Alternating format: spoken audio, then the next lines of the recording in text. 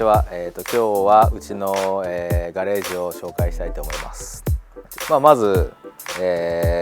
これコルベットなんですけど、こっちのコルベットが一番最初に作った、去年の D1 で使ったコルベットです。その隣にあるのが今年使ったコルベットなんですけど、今ちょっとエンジントラブっちゃって、下ろしてます。使ってる部品が結構スペシャルなんで、なかなか手配が時間かかっちゃってます。2台のちょっと違いを、紹介したいと思うんですけど、1台目のコルベットはシボレーのコルベットのエンジンなんですけど、エンジン 7.6 リッターになってて、一番大きな違いはスロットルが、こっちは8連スロットル、新しい方は、大きいシングルスロットルで、そこが結構特性が大きく変わっています。で馬力も最初のやつは800馬力くらいで、新しいやつはだいたい900馬力くらい出てます。駆動系は最初の車はミッションがヒューランドで、デフ周りはノーマルをベースに、OS の LSD を入れて使ってました。で新しい方は、ミッションがサムソナスっていうミッションで、あとデフがそれに、直接くっつく感じなんですけど、ウィンタースって、クイックチェンジ、ギアが、すぐにフ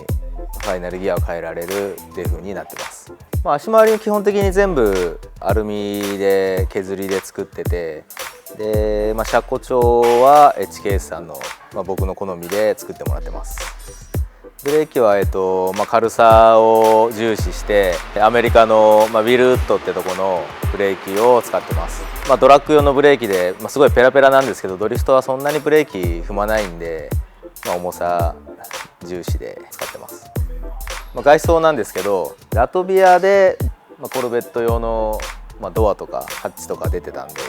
それ使わせてもらってます。ただフェンダーだけは日本で、自分の好みに合わせて作りたかったんで、知り合いの板金屋さんで、形から全部作ってもらいました。でウィングはもともとこれ GT3 のレースで走ってた車で、それについてたウィングをそのまま使ってます。エンジンがトラブったんで、少し見直す必要があるかなと。ただ来年以降また D1 レギュレーションが変わるんで、車重に対しての、タイヤサイズが結構またこの車響くんで、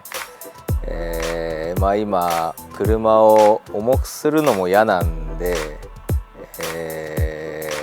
次の車にするか考え中です。まだちょっと未定なんですけど、コルベットを重くしなくちゃいけないっていうことで、ただ重くするのは面白くないんで、スーパーチャージャーとかつけたり、ちょっと戦闘力になる方向の、作り方で、重くなっちゃう方向で作ろうと思ってて、それがこの今3代目取り掛かってるやつなんですけど、今までのは馬力はやっぱり900馬力とかあるんですけど、 NA なんでちょっとトルクが細かったり、高回転寄りになっちゃうんで、こっちは、スーパーチャージャーで、下から余裕の、1000馬力1200馬力を狙える車にしたいなと思ってます。完成も未定だし、急いでないんでどうなるかは分からないです。で、次が、これ、23年前に D1 で、勝つために作った M2 ですごく調子良かったんですけど、レギュレーションで途中から走れなくなっちゃって、でその後はロシアの RDS シリーズで使ってました。で今度の FIA のイベントでマレーシアの、D ジャンが、ドライブするんで、すごく楽しみにしてます。結構愛着がある車なんであれなんですけど、彼すごく上手だったし、フォーミュラ D アジアの時もよく戦ってて、彼が乗るのはすごく楽しみです。エンジンは、2J でミッションもホリンジャーで、車重がだいたい1050キロぐらいで、すごく軽くできてます。あともう一個特徴が、エンジンをすごく後ろに搭載していて、前後のバランスを考えて作ってあるんで、運動性能も良くなってます。インタークーラーとかもつけてないし、操作性重視で作ってるんで、全体的にかなり僕の気に入った仕上がりになってます。足回りもすごく考えて作ってあって、切れ角もかなり上がってて、サスペンションとかも HKS さんで、これも僕の100の好みで作ってもらってて、他の100とは全く乗り味が違うんで、この車の乗り方はちょっとあるんですけど、でも彼なら大丈夫だと思います。あとはこの車エンジンも下がってるんですけど、シートの位置もかなり下げてあって、横向くともうリアの窓から横を見る感じです。ブレーキもオルガンペダルになってるんで、マスターバックないんで最初ブレーキ効かないかなと思うんですけど、それも慣れちゃえば問題ないし、逆にこっちに慣れちゃうと、こっちの方が使いやすいです。